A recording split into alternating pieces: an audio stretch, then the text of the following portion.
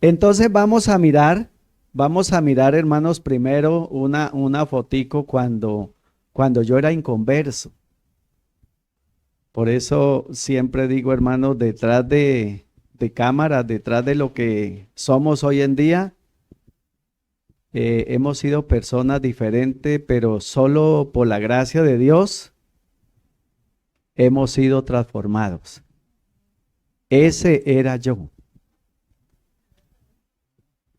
Allí tenía, hermano, más o menos unos 18, 17 años. Ya hace ratico. Siempre he mantenido mi perfil y mi fili. Ese era, hermanos, cuando yo tenía mis 17 o 18 años. Ahora vamos a mirar una foto. Sí, hermano, claro. Allí yo era inconverso. Allí me gustaba un poquito los vicios, ¿cierto? Y trabajador, hermano, peleón. Yo hacía correr la gente, hermano, pero detrás mío, porque era buscarruidos, pero salía corriendo. Allí vivíamos, eh, allí vivíamos, hermanos, nuestra familia, nosotros fuimos 12 hijos en la casa. Después presentamos el otro, ¿vale? Estémonos aquí un poquito. Hermanos, nosotros fuimos 12 hijos en la casa. O sea que mi familia se componía de 12 más papá y mamá. Éramos 14 personas. Éramos 6 hombres y eran 6 mujeres. Vivíamos en una, hermanos, vivimos en una situación, mi papá administraba una finca, la finca no era de nosotros, era una finca en compañía. Eh, Totalmente, nosotros vivimos en una, aunque nunca nos faltó nada, aunque nunca nos faltó nada, hermano, lo necesario, pero sí tuvimos muchas necesidades. Qué bueno que los muchachos, yo hoy le decía a Esteban y a Felipe, yo nunca en esa edad tuve un saquito así. Yo nunca en esa edad tuve un pantaloncito así, ni mucho menos zapatos. Porque hermanos, en la pobreza que nosotros vivíamos, como yo era uno de los menores, a mí me heredaban todo lo que los mayores dejaban. La camisa, que Daniel llamaba el otro más grandecito y Miller el otro, lo que Miller y Daniel dejaban, me lo donaban a mí, yo contento, hermano. Porque aunque ese pantalón roído en las rodillas, por aquí en la nalga, pero hermanos, mi mamá me lo remendaba y yo estrenaba hilo. Yo estrenaba hilo. Nunca tuve unos zapatos así, hermanos. Yo miraba a mis vecinos. Nosotros nos criamos, hermano, aunque nunca nos faltó comida ni lo necesario, pero nunca tuvimos los juguetes de nosotros. Cualquier pedazo de palo era un juguete. Lo convertíamos en un juguete. Cualquier pedazo de cosa plástica que recogíamos de la basura, hermanos, eso para nosotros era una bendición. Recuerdo que una edad que yo tenía unos 12, 13 años, para nosotros coger moneda, yo conocí el billete de a peso. Yo conocí el billete de a peso, yo conocí la moneda de 50 centavos. Después vinieron los billetes de 2 pesos. Después vinieron los billetes de 5 pesos. Y nosotros, hermanos, para nosotros coger un billete de a peso o de a 50 o una moneda de a 50 centavos, recuerdo tanto que por esa vereda donde nosotros vivíamos pasaba el camión de los huesos. A mí no se me olvida eso. Y todos decían, todos los niños de la calle, ahí viene el camión de los huesos, y nosotros nos perdíamos con una bolsa por allá para donde botaban los animales, los caballos, los perros. Y cuando aparecíamos era con una bolsada de huesos esperando el camión que bajara. Nosotros contentos porque sabíamos que íbamos a tener dinero. Sabíamos que íbamos a tener dinero. Mi hermano Daniel, mi hermano Leobardo, que es el menor, que creo que vino aquí una vez. Y hermanos, la situación era muy, pero muy diferente para nosotros. Nosotros, yo nunca tuve una cama de 12, de 13 años, de 14 años. Porque imagínense, hermanos, en un colchoncito dormíamos 4. Mi mamá nos acomodaba día 3, ahí como podía, nos acomodaba día 2, día 3. Era una sola pieza donde nos acostábamos 4 y en la otra se acostaban los 2 mayorcitos, porque las muchachas ya ellas tenían también otra piecita para ellas. Entonces, fui uno de los 2 hermanos criado bajo buenos modales, morales y religiosos. Hermano, nuestros papás nos criaron con unos modales muy religiosos, pero con buenos valores, respetuosos ante los vecinos, respetuosos ante los demás. Se perdía alguien por allá o nosotros arrimábamos con un lápiz, con un lapicero y mi papá decía, esto no es suyo, usted tiene que irlo a entregar. O sea, hermanos, con unos valores muy grandes. Yo recuerdo que una vez le cogí un borrador a un niño en la escuela y me lo llevé porque mi papá no me había comprado y me pilló borrando y dijo, yo no te he comprado borrador, va y lo entrega. Y se fue conmigo a entregarlo. Y tremenda pela que nos daba. Criado bajo buenos modales, mi papá, por ser mucho, solamente pudo darme el 5º de primaria. Yo con ganas de estudiar, pero mi papá dijo, hijo, no hay para más. Solo el 5º de primaria.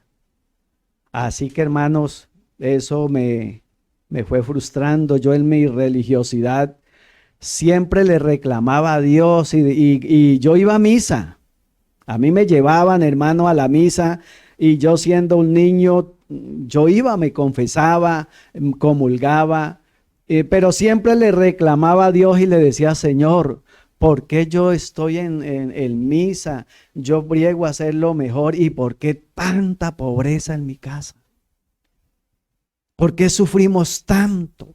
Yo miraba, hermano, los vecinos vivían al frente y el papá les tenía bicicleta, ellos comían bien, tenían buena ropa y hermano, yo me dolía el alma porque mi papá ni siquiera nos dejaba ir a jugar con ellos, porque ellos eran estrato más alto que nosotros. Entonces eso me iba frustrando cada día, y juguetes, recuerdo que esas llantas, hermano, nosotros cogíamos una llanta y un palito y dale por la carretera y nos íbamos nosotros vivíamos en una vereda, hermano, y era el que más corriera dándole y llegábamos jugados de sudor y otra vez. Pero primero las tareas. Primero teníamos que hacer las tareas. Como pobre económicamente nunca nos faltó nada. Mis papás siempre, como pobres, nos dieron lo necesario. Y ya les estoy contando cómo nosotros jugábamos con bolitas. Canicas, les dicen también. Bolas o canicas. Nunca tuvimos nosotros, hermanos, yo llegué a los 17 años y nunca nosotros tuvimos una nevera. Mi papá nunca nos pudo comprar una nevera, mucho menos un televisor. Teníamos en la casa un radio que se llamaba el Radio Sutatensa. Todavía lo tiene, mi mamá lo conserva. Radio Sutatensa, un radio grande de transistor. Y hermano, nosotros escuchábamos noticias por ahí y mirábamos que los vecinos, ay, don Julano sí tiene televisor. Y a veces nos perdíamos por la noche y nos íbamos a mirar televisión y los vecinos, hermanos, no nos dejaban entrar, solamente nos abrían unas ventanas y nosotros pelábamos esos ojos ahí mirando, recuerdo tanto cuando eso, yo me acuerdo tanto del Llanero Solitario, me acuerdo esas películas, ¿cierto? El Chavo, esa era mi pregunta, esa era mi película, hermano, yo donde daban el Chavo del 8 y nosotros hacíamos los oficios, a veces le ayudábamos a mis otras hermanitas, porque decía, si ustedes nos ayudan, se van a ver el Chavo. Y nosotros nos perdíamos, teníamos que caminar 2, 3 cuadras para ir a ver el Chavo. Y la hora que nos ponía mi papá, aquí los espero y si me incumple, los dejo afuera. Entonces nosotros 5 minutos antes teníamos que estar ahí. 5 minutos teníamos que estar ahí. Aunque éramos un poco religiosos, pero en medio de la religiosidad siempre los vicios nos fueron llevando, nos fueron llevando. No vicios de robar, no vicios de pandillas, sino, hermano, vicios como los tiene cualquier muchacho en la calle. A esa edad ya fumaba cigarrillo. A esa edad, pero en escondidas de mi papá, claro.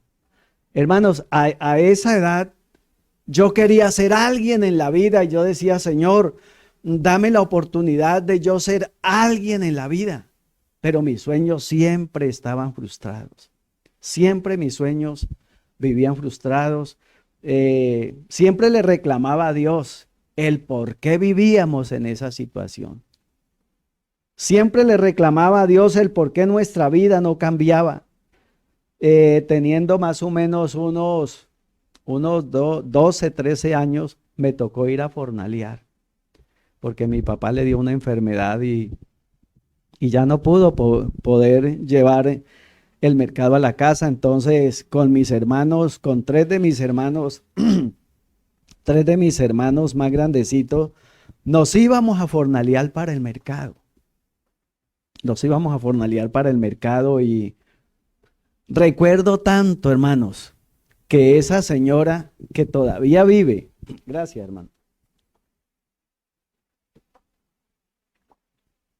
Esa señora que todavía vive, esos señores nos daban cogida de café y yo era el muchacho más feliz porque allá sí comía mejor. Recuerdo que esa señora en un porta nos llevaba de desayuno una portada de arroz caliente con una arepa y un pedazo de carne. Y yo decía, así mi papá no me deje nada para los dulces, pero esta comida que yo me como tan sabroso en otra parte. Aunque nunca, siempre nos faltó, pero yo siempre miraba eso, hermano. Toda la platica que cogíamos era para el mercado, era para comprar las cosas de la casa, porque imagínense, mis hermanitas tenían entre 8, 7 años, 9 años, mis hermanas menores. Ahorita la menor tiene casi la edad de mi esposa. Hermanos, pero difícil la situación y yo era el hombre, el pelado más feliz cogiendo café porque sabía que a mí ese arroz que me daba esa señora, esa arepa, esa carne. ¿Cuántos hoy tenemos buena comida en la casa y los muchachos no quieren comer? ¿Cierto? Dice, yo no como esto, yo quiero lo otro. Cuando yo cumplía años me daban un huevito entero, porque de resto era un huevo lo partía mi mamá para cuatro, porque la situación era difícil. Y cada 1 de junio yo cumplía año y mi mamá me decía, Medardo está cumpliendo hoy año, entonces se come el huevo entero. Yo era el pelado más feliz comiéndome el cipote de huevo entero. Y yo quisiera, hermanos, que ese día no se acabara, porque era una vez en el año que a mí me daban un huevito entero. La situación era muy difícil, la situación era muy diferente. Cuando yo miraba todo esto, hermanos, cuando nos tocaba fornalear, cuando nos tocaba todo eso, Y yo miraba, hermanos, pero dentro de mí, por eso es bueno, muchachos, y todos los que estamos aquí, hermanos, soñemos en grande. Porque Dios conoce nuestro sufrimiento. Dios se acuerda de nosotros. Amén. Aunque con grandes desigualdades de la vida, siempre rezando, yo decía rezando y le decía a Dios que me diera la oportunidad de ser alguien en la vida. Recuerdo que una vez, hermanos, en las Navidades a mí me contrataban para cantar villancico. Yo era muy importante en la vereda porque decían, no, a mí me decían el títere. No esperemos que él venga el títere y él es el que nos ameniza la fiesta. Hermanos, si yo cantaba Antón, tiruliruriru y una cantidad, hermanos. Empecé a tocar la guitarra desde los 14 años. No aprendí, pero la empecé a tocar. Desde eso, porque hermano, yo quería ser alguien en la vida, yo surrungueaba esa guitarra, no sé cómo sonaba, yo dije, alguien me hubiera grabado un video cuando eso. Pero cuando eso no habían cámaras, cuando eso no había sino radio, no había ni televisión, no había nada de eso. Entonces, siempre le decía al Señor que yo quería ser alguien en la vida. A los 17 años decidí irme de la casa. Ahí, cuando tenía esa edad, decidí irme de la casa. Porque aunque teníamos finca, pero yo casi no me gustaba el trabajo. Mis otros hermanos con buenos cafetales. Y mi papá me decía, hijo, ¿y usted por qué no? Hermano, yo quería ser alguien en la vida, pero como no de finca. Muy poco me gustaba el trabajo, lo hacía porque me tocaba. Pero a los 17 años, hermano, alguien me dijo, Medardo, le tengo el negocio del año, camine. Si usted quiere ser alguien en la vida y ganar plata, camine. Hermano, me llevó para el Putumayo. Estuvimos en La Hormiga, en Puerto Asís. No sé si conocen ustedes el Putumayo. Y me metió a las selvas más inhóspitas, hermano, en esa edad. Me metió a las selvas más inhóspitas, hermano, y por allá me enseñó primero cómo se procesa el bazuco, la cocaína, me enseñó a fumar, me enseñó a tantas cosas por allá. Y cuando creí tenerlo todo en las manos, hermanos, me dieron las fiebres amarillas y casi me muero. Recuerdo que me sacaron en un caballito, hermano, yo bien flaco que era y acabado y desnutrido y con fiebres amarillas. Me convalecí un poquito, hermanos, y luego de ahí llegué a Cali. Eso fue por Paz. Yo llegué a Pasto, llegué por esta vía, llegué a Cali. Luego me metí por aquí por La Tebaida, en otro pueblo donde fuimos, Mami Hora Díaz. No, en Quimbaya, una finca cafetera, hermano, ahí me puse a trabajar. Era un muchacho. Me puse a trabajar, a coger café, porque yo decía, no, yo no puedo llegar a la casa sin ropa, sin nada. Hermanos, me puse a coger café por ahí en Quimbaya, el Montenegro. La situación fue muy diferente, hermanos, porque empecé a tener malas amistades. Por eso, muchachos, miren bien sus amistades. No todo el que le brinda una sonrisa o un dulce es su amigo. Porque, hermano, yo anduve con muy malas amistades. Incluso, hermano, mi pelo era por acá. Ahí lo tengo cortado, pero mi pelo era acá al hombro y yo me llamaba Mauricio. Yo no me llamaba Medardo acá en el Quindío, yo me llamaba Mauricio. Con ese nombre, como yo no me dejaba ver la cédula.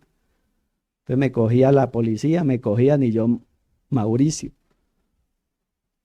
O sea, ¿por qué no me dejaba ver la cédula? Porque tenía nomás 17 años. Yo después fue que me saqué la cédula. Entonces, buscando una vida mejor, pero eso me trajo problemas, me trajo dificultades. Más sin embargo, yo seguía cuestionando a Dios.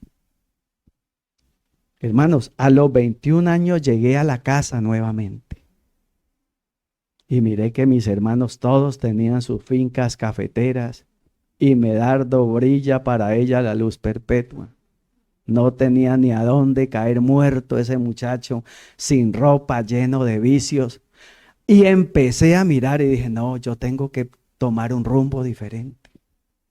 Recuerdo, hermanos, que una vez por allá en los laboratorios del Putumayo, estábamos procesando el alcaloides y había unas canecas de gasolina, porque eso se procesa con ácido sulfúrico, con gasolina, con cemento. Hermanos, y habían unas canecas de gasolina y yo era tan aburrido, hermano, que yo pensé quitarme la vida. Yo decía, mi vida no tiene sentido, yo para qué vivo, para qué estoy por acá, me trajeron con engaño, no es la situación, no es lo que yo pensaba, hermano, y de aburrido saqué un machete y lo tiré porque había fuego, había un fogón ahí y se lo tiré a una caneca de esa para que explotara todo ese laboratorio.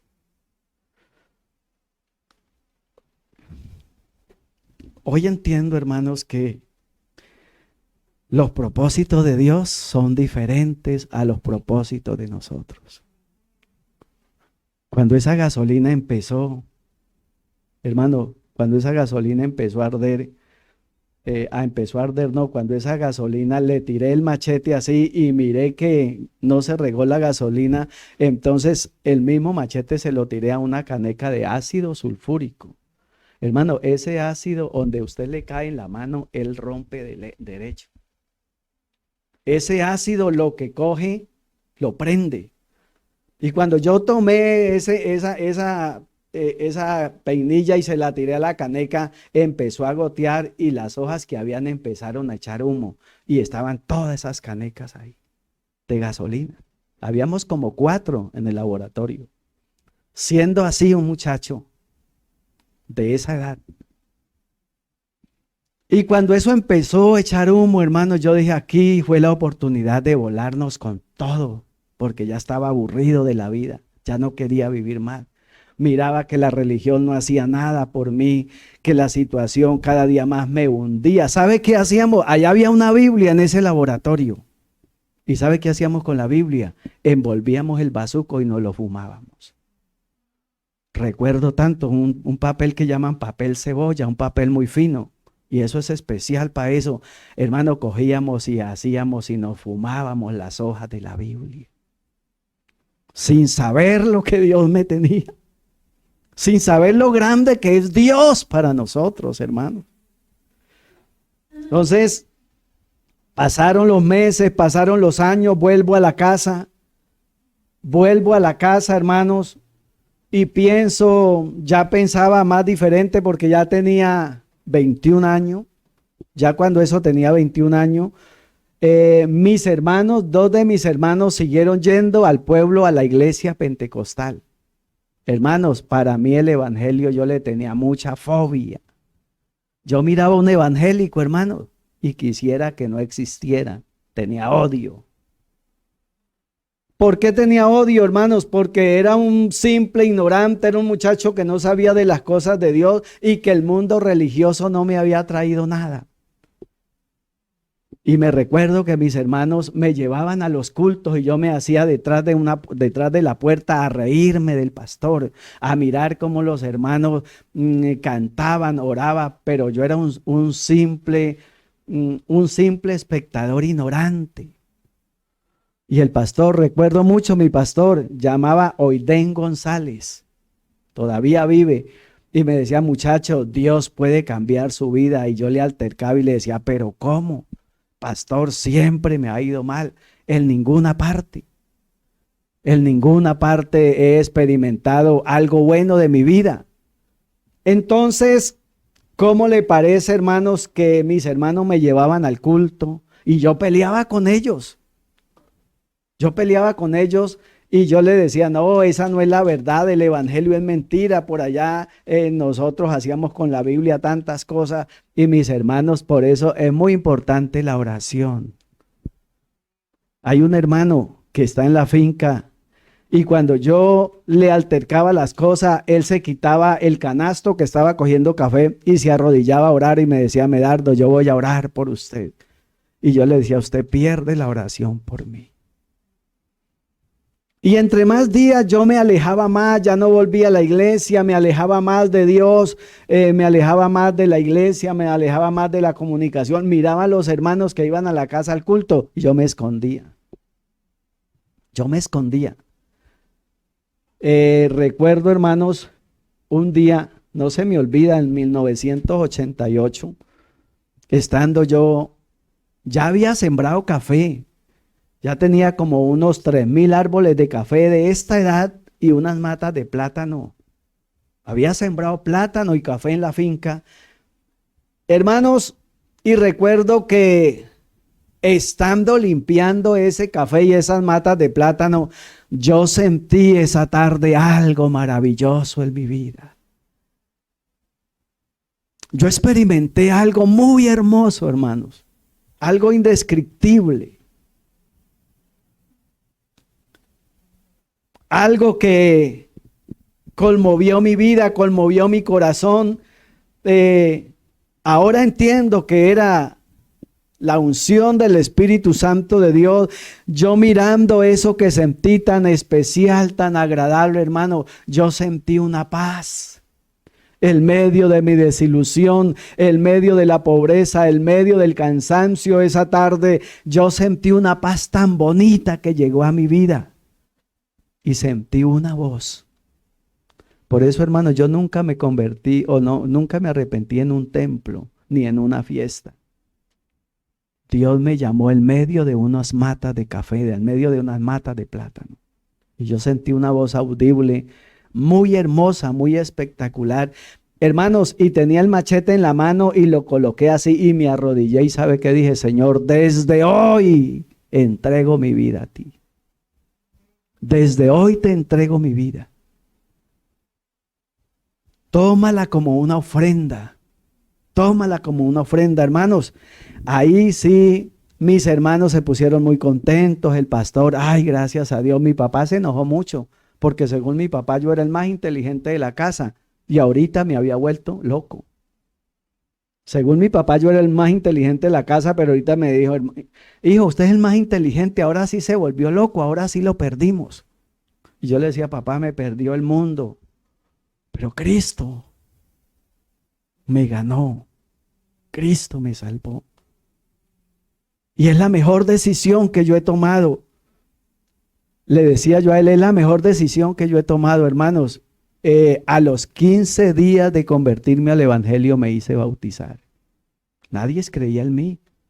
Todos pensaban: Medardo, lo volvemos a ver en las cantinas, lo volvemos a ver, los supuestos amigos me decían eso. A los 15 días me hice bautizar. Antes de bautizarme recibí el Espíritu Santo. 8 meses después, yo era ya líder de los jóvenes. En la iglesia, ya era líder de los jóvenes. Mire, ya tocaba la guitarra.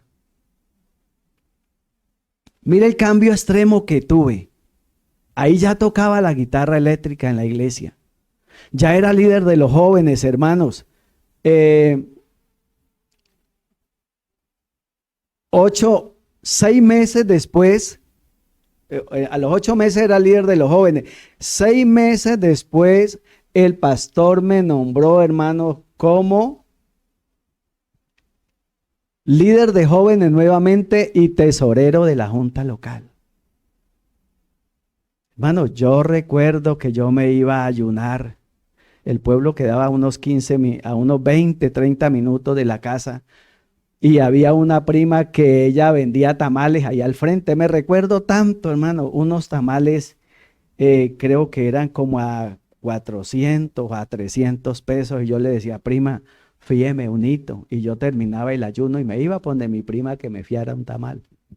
Me iba sin 5 a ayunar. Pero hermano, esa devoción, esa dedicación, algo tan bonito que yo tenía, algo tan bonito que Dios me dio desde esa vez que me convertí al evangelio. Al año y medio, hermanos, yo ya era diácono de la iglesia y era director de los jóvenes. La iglesia tenía más o menos unos 40 creyentes, más o menos. En el 2000, más o menos, hermanos, en el 2021 me convierto, más o menos en el 2024 se cumplió el sueño que yo siempre le pedí al Señor. O sea, yo cuando tenía 21 años, en el 88, cuando tenía 24 años, ¿sí? Cuando tenía 24 años, hermanos, Dios me dio la oportunidad de salir al ministerio. A fines del 91, más o menos, porque yo salí a una congregación a reemplazar a un pastor, solamente sin ser pastor oficial. Me enviaron a ese municipio. Hermanos, y eso hace hasta hoy que estoy completando 32 años de ser pastor en esta hermosa iglesia. Eso hace, hermanos, que los sueños en Cristo sí se cumplen. Por eso hay que luchar, hermanos. Hay que luchar por los sueños. De donde me trajo el Señor. Mire de donde me trajo el Señor. Hermanos, no sé qué propósito tenga Dios con Esteban, de pronto para ser un pastor, con el hijo del hermano Genaro, de pronto para ser un pastor. Dios tiene propósitos, hermanos, y en Él los podemos lograr. Solamente en Dios podemos lograr nuestros propósitos. Por eso, hermanos, luchemos. No sé si tenemos otra foto por ahí. Ah, bueno, ahorita vamos a mirar una que me hizo la inteligencia artificial. Hermanos, estamos en el 2025 y ahorita la inteligencia artificial hace tantas cosas con nosotros. Mire cómo me hizo la inteligencia artificial en el 2025. Ahí es cuando era niño. Yo era muy hermoso, hermano Mauricio, así usted no lo crea. Mire, hermano, ahí estoy con la guitarra. Cuando era niño.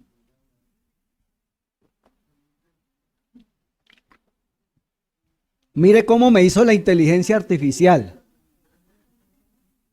No sé si tenemos otros por ahí cuando era inconverso niño.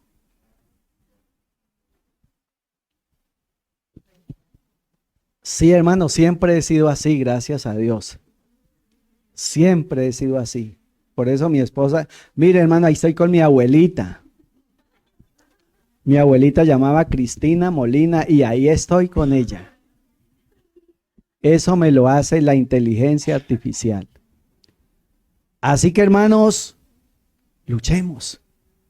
Mire, yo les digo una cosa, muchachos. Yo fui maestro de escuela dominical y les enseñé a muchachos que hoy son pastores. Les enseñé a muchachas que hoy son esposas de pastores. Por eso hay que soñar en grande. Pero lo más grande es, hermano, nunca apartarnos del camino del Señor. Y hoy sí que menos. Si pasé, hermano, yo digo, si pasé toda la vida, toda la juventud en Él, hombre, hoy más que nunca he prometido, hermano, servirle a Él hasta que se vuelva blanca esta cabeza, hasta que esta piel se vuelva más elástica, se vuelva más arrugada. Pero servirle a Dios es lo mejor. Así que Dios les bendiga. Dios les bendiga, hermanos. Y esta historia, y ¿sabe qué les digo, hermano? Que ustedes, la iglesia de aquí, han tenido la oportunidad de conocer esta historia porque nunca la había contado. Amén.